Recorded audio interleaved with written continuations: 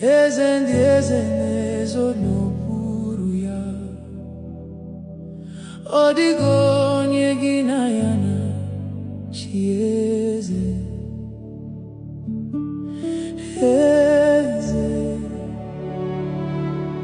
Eze ndị eze na-ezo